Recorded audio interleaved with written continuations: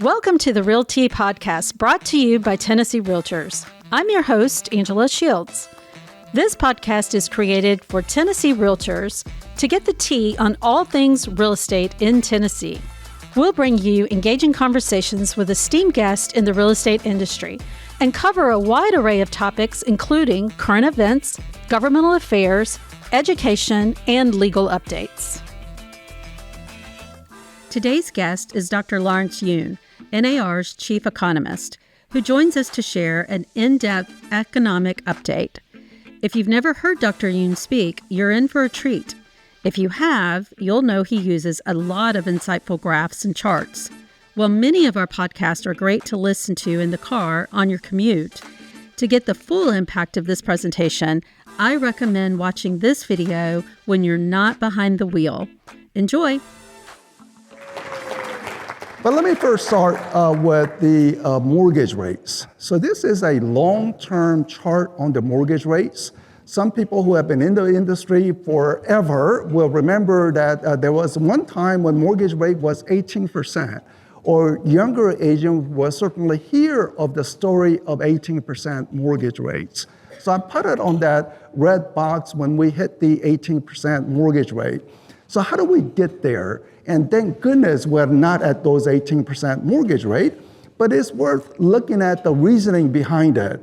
It was from the OPEC oil embargo in the 1970s. So back in the early 1970s, OPEC countries, essentially the Middle Eastern countries, said, look, we don't like America, we're not gonna sell oil to America or Americans' friend in Europe and in Japan and Korea and such.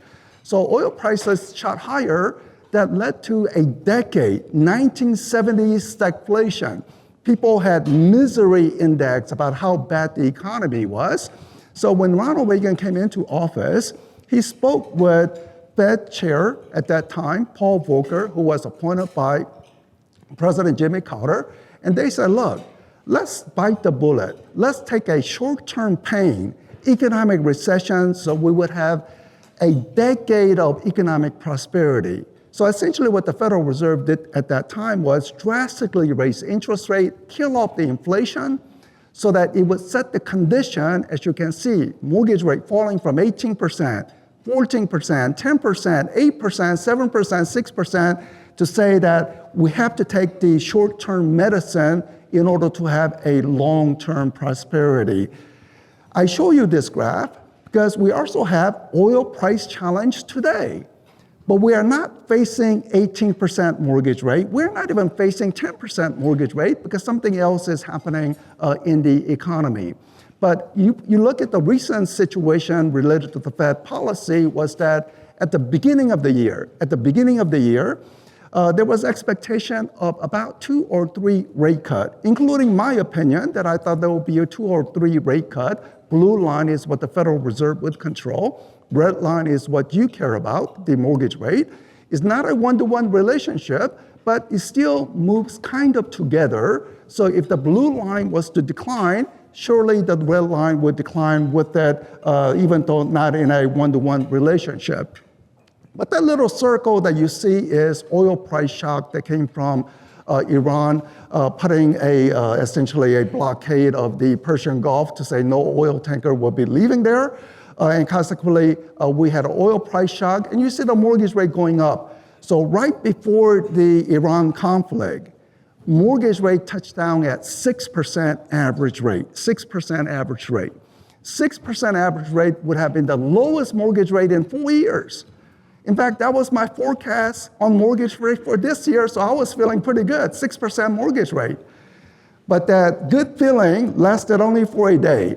Very next day, the oil price shock occurred, and now you see the mortgage rate going up. And it looks like this week we may actually hit 6.7% average, will be essentially matching the highs in the past 12 months. So oil price shock is not good, but nonetheless, it is not an 18% mortgage rate or 10% mortgage rate. It's just going up modestly. Nothing alarming, but it is going up. And I'm not sure if the Fed will be cutting rates this year because of the oil price shock that occurred. So you see the oil price shock, it came down, now it's going back up. We don't know what's gonna happen next week, but we do see some oil price shock. And the reason why we are not seeing a dramatic increase in any mortgage rate environment or stagflation condition of 1970s is this. America is energy independent. In fact, we produce more oil today so that we actually export.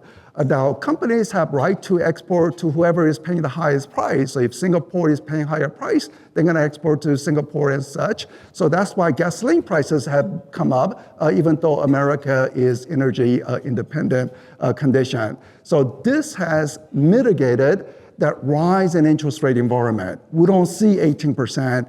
We only see mortgage rate going from 6 to 6.5%. I would also comment that the green energy technology has also helped because we are not using as much oil now as before. So a combination of massive oil production and reduction in oil consumption means we have oil left over to sell to other countries, and hence the energy price shock has been less impactful. Let me just go into this. Now, as related to the economy, we are not in an economic recession. So GDP number, which captures everything we produce in the country, is still positive.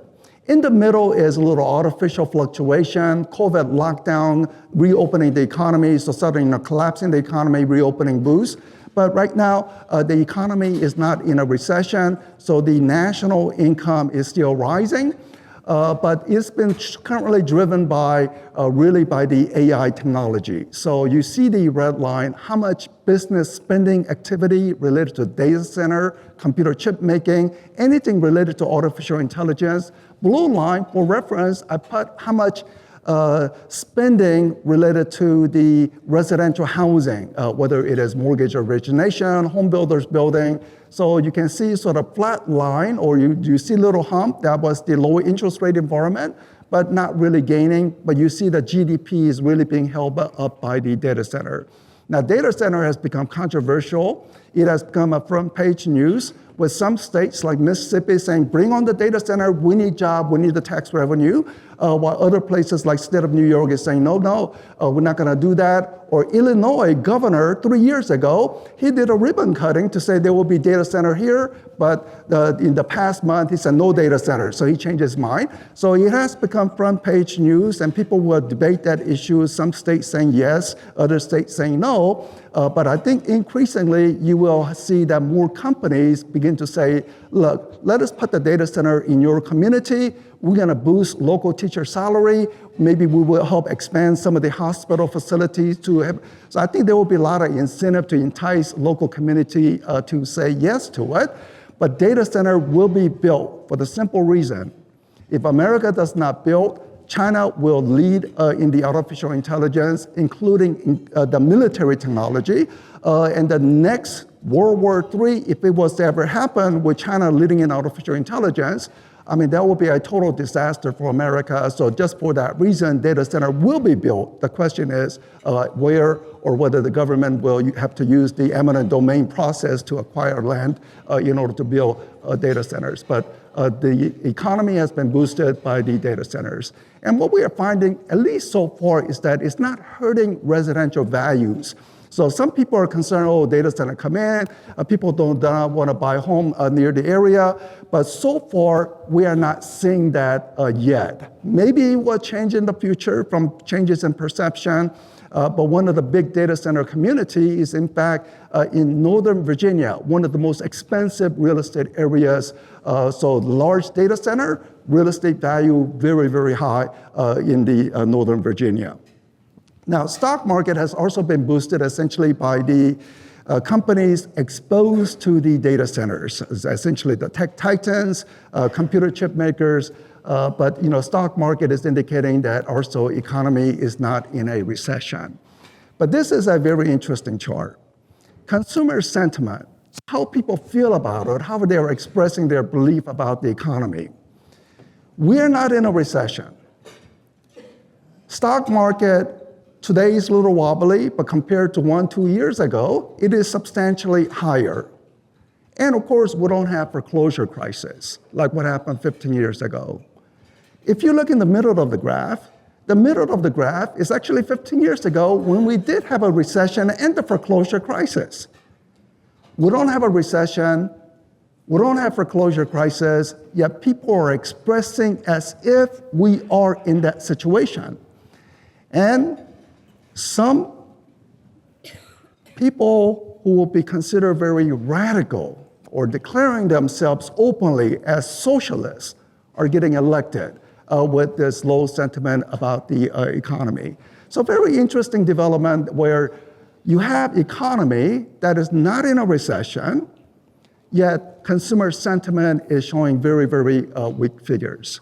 And student debt situation is very, very high.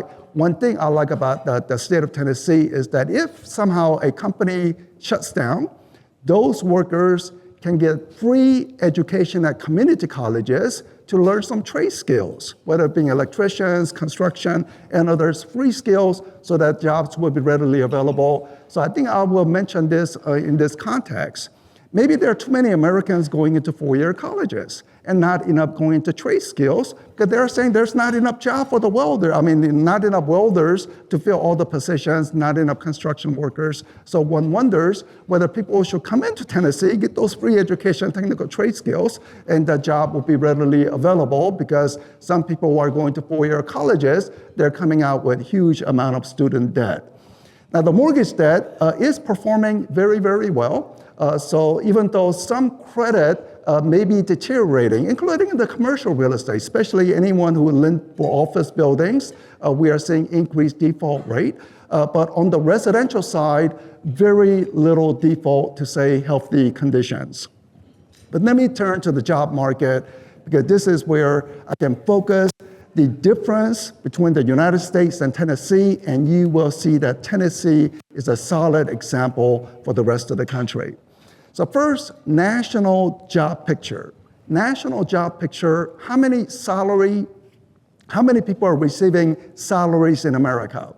Right before COVID, then you see the COVID lockdown, and as the economy reopened, more job, such that today we have a record high number of people receiving steady income. I emphasize steady income, W-2 statement salary. I know realtors, you are not on W-2 statement, your income fluctuates, but among people who are receiving W-2 statement, record high number of people receiving it.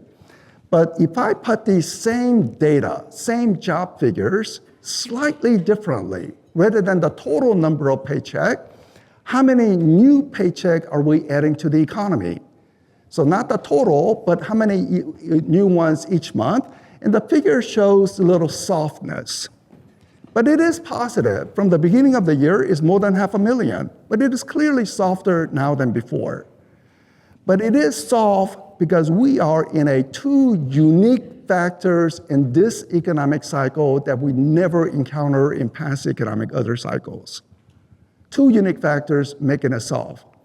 First is that in Washington, D.C., they slashed away government employees.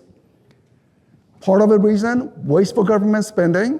Maybe some of the government spending attract people who want to commit fraud, so you have to slash it away to limit fraud condition. Or some employees, at least among the views of the administration, simply don't do anything in Washington other than collect paychecks, so let's slash it away. So the job numbers will be a little lower just from the fact that government has slashed away. And the other reason as to why the job numbers are a little soft is that jobs will go to people in the country and not people crossing the country illegally.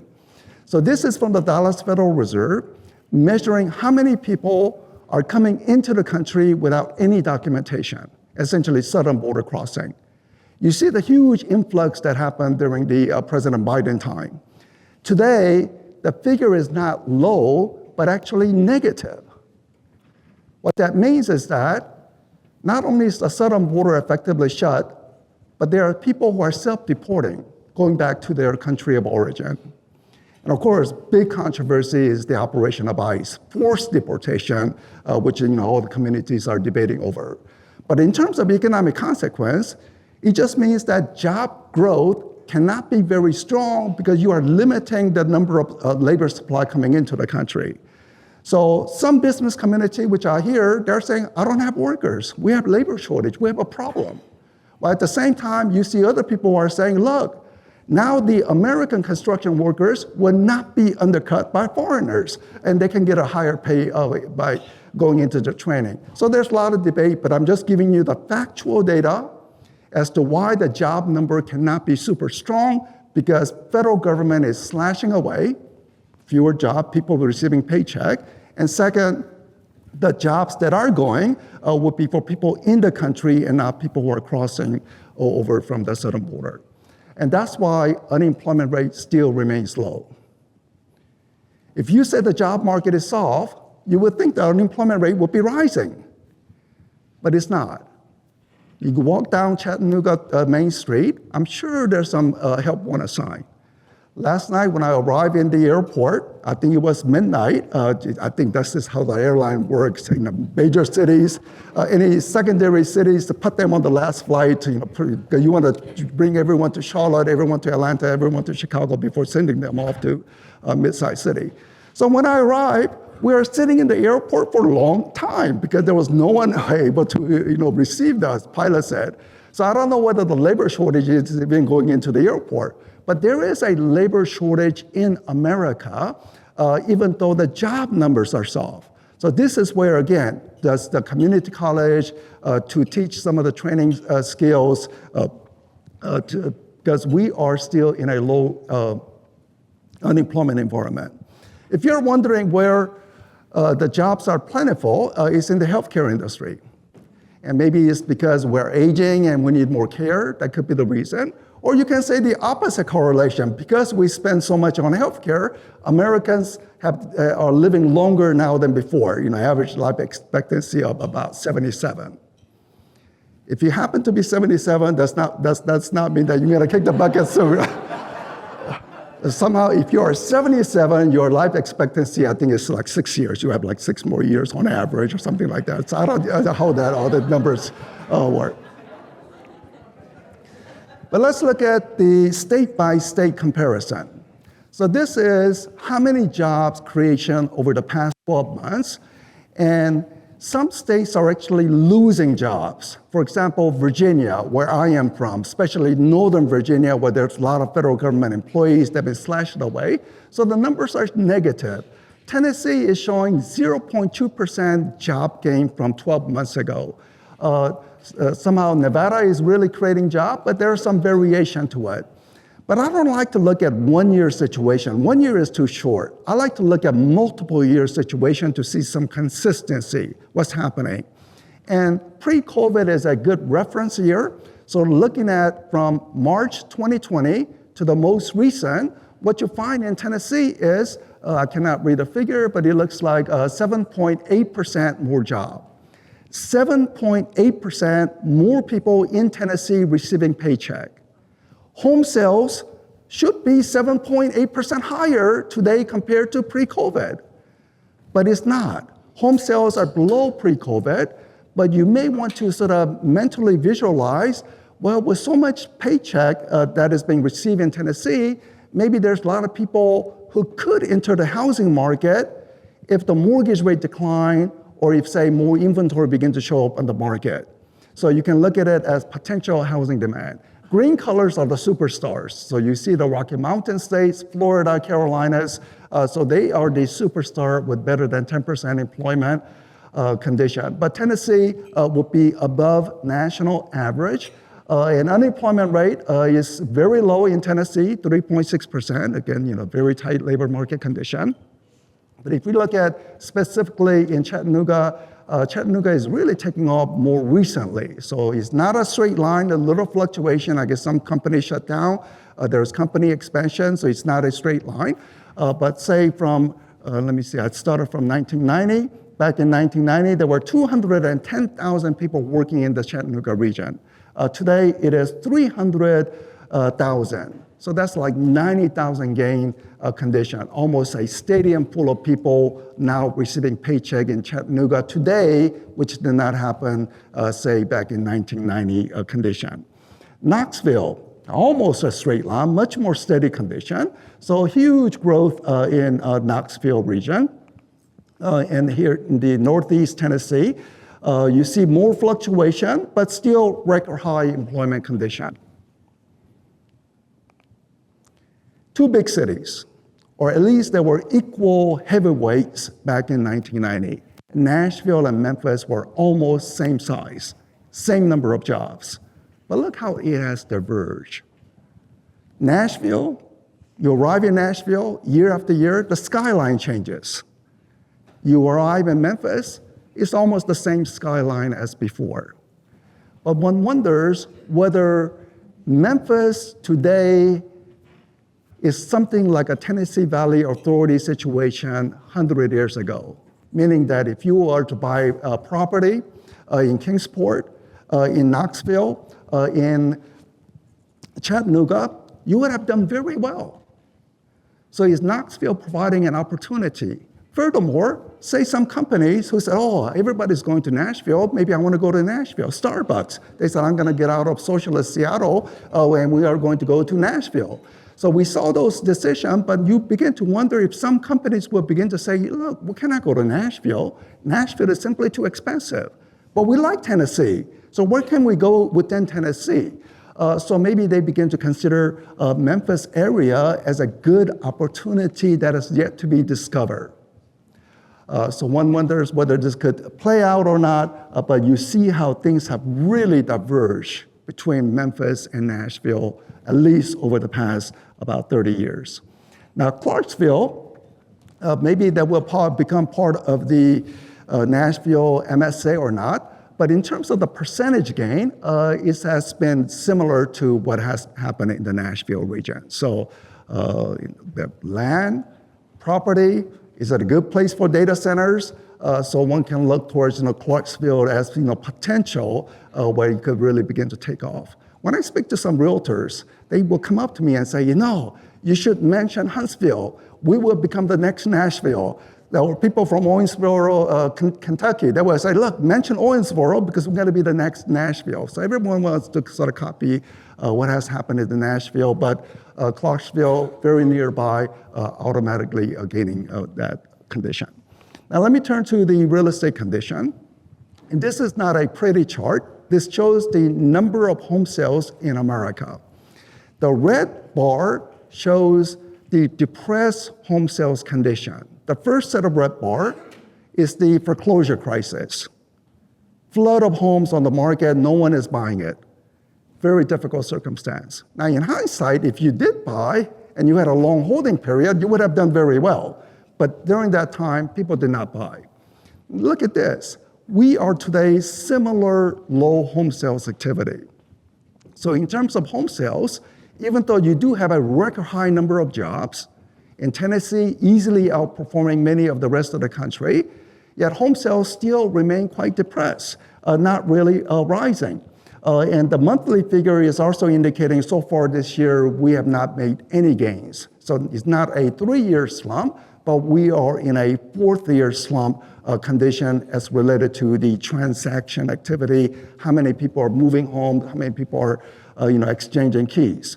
But the prices have really boomed. This is a national picture, but Nashville will be, in fact, a little better than this, or many cities, Knoxville, Kingsport, will be even better than these figures. But there's a home price boom, and when I look at the Tennessee Association website, you can go into it, look at the figure. Currently, the median price at $385,000. That will be easily, better than 50% growth compared to what it was pre-COVID condition. And if one looks at the price growth comparison between the states from pre-COVID to the most recent, Tennessee, 73% price gain. So you buy a home for $200,000 pre-COVID, and today it will be worth close to $400,000, almost doubling the condition. And that is why, even though the transaction volume has been in a slump, the dollar volume, because realtors will always advertise, I did $2 million in business, so the dollar volume is actually above pre-COVID. So the dollar volume is only been driven by the price increases, not from the fact that there's more transactions. But from a societal point of view, we want more transaction because that shows that Americans are moving. And anytime Americans are moving, it is often for better opportunity, improving in their lifestyle condition. So we want to see more Americans on the move, but we are not seeing Americans on the move, but the dollar volume is holding up because of the price increases. And we asked realtors, how many of you hold investment properties? And we're seeing about 40% of the realtors do have that second property. So the transaction commission income may be a little tough, but people who have that second home investment property, I'm not sure if the rental income covers the mortgage, but the prices has increased. So if they want to sell their property, they can easily make a profit from that sale. So that provided a little comfort. And in fact, Tennessee is one of the very, very few states. I think there's only 2 or 3 states in the country where the realtor membership is actually higher now than what it was last year. Good news, bad news, I'm not sure what it is, but it is the factual part. And I think that shows that resiliency of the realtors in the state. And this is the chart maybe for business purposes. You want to share with agents or you want to share with your clients is to show that national paper may indicate there's a housing market slump, but it is not a slump in prices. It is a slump in unit sales. So even with a small price gain that happens this year, you are still looking at about $16,000 additional wealth gain for typical homeowners. And if you look at the Federal Reserve data, I'm sure you have seen it in some fashion, but worth re-emphasizing, homeowners have wealth in America. Renters are not accumulating wealth. So if you want to be in that solid wealth accumulating part of the society, you have to own property. So despite all the talk in the social media, oh, don't buy home this year, wait until the mortgage rate decline, or some people say don't buy home because there surely will be price correction of 30%, wait until prices go down 30% before buying home. You have to show this to essentially say that you have to own property in order to accumulate wealth.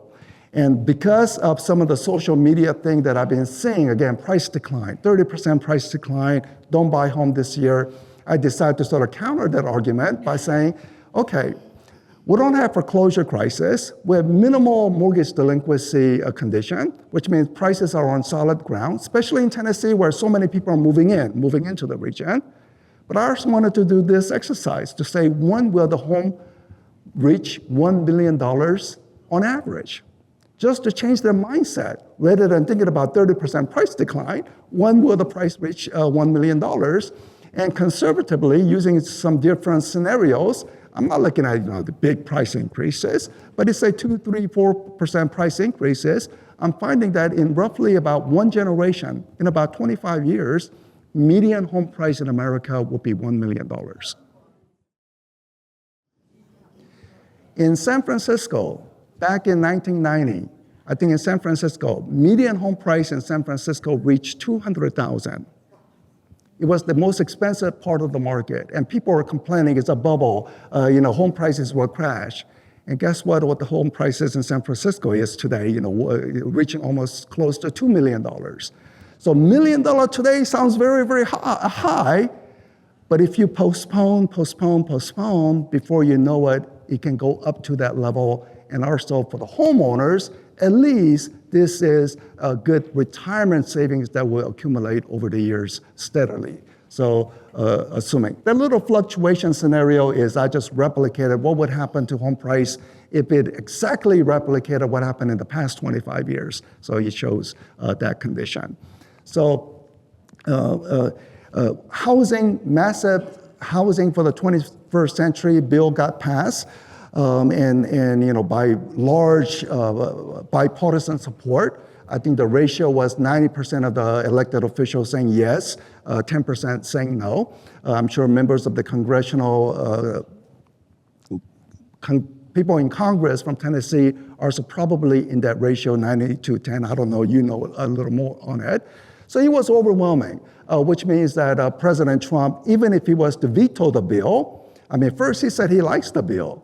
But then he said, I think the day before, the headline news was a socialist got elected in New York City, and maybe he thought that there was a voting problem or something, so he insisted on voting ID attached to it. But I think President Trump also knew the Constitution he doesn't sign, and I had to go to my middle class civics book. If he doesn't sign, after 10 days, it does become a law. So it is a law of the land, but it's not a huge game changer in a short time period.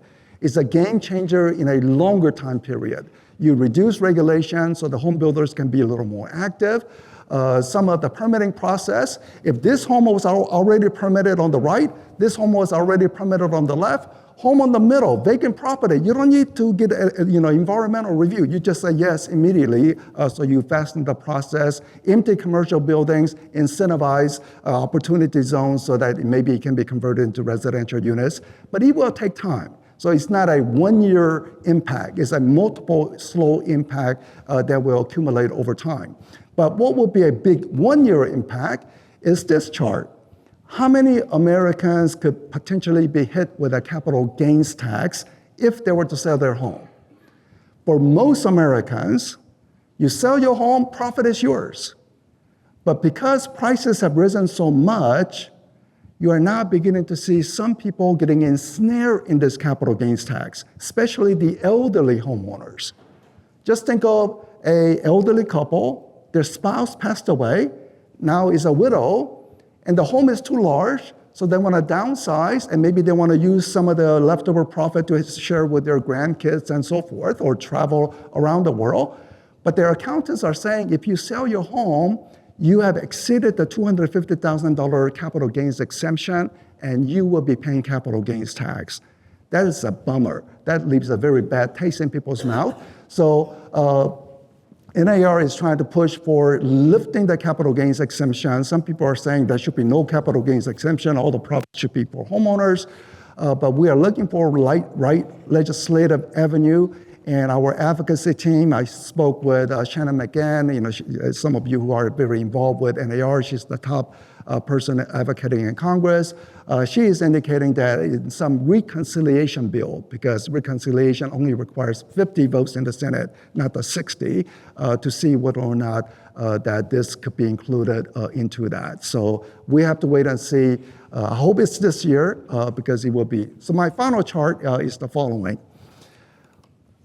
Home sales forecast, I downgraded.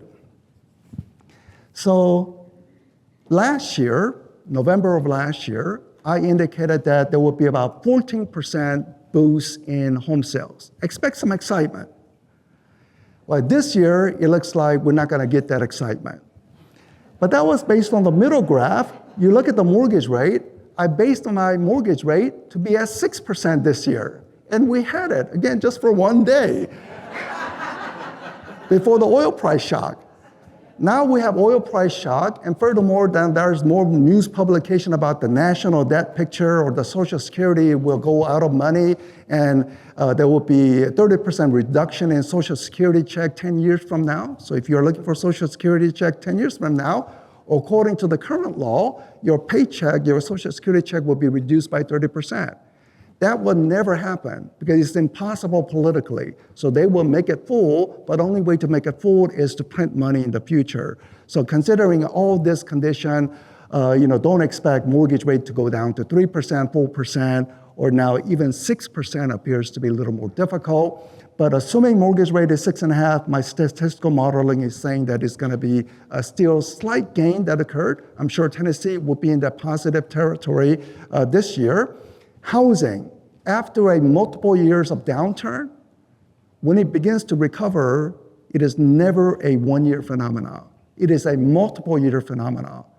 So just looking at the past housing cycle, after assuming 4 years of sluggish activity, when it begins to recover, you are looking at maybe 10, 11, 12 years of much more robust activity. 14%, 20% above the slump levels. So this year, we're not going to get that, but maybe this year is just the first year of recovery that set the condition for much better 10 years of much better sales activity from 2027. So I hope my forecast comes out reasonably correct. so you can participate in this growth. Thank you very much for having me, and thank you very much.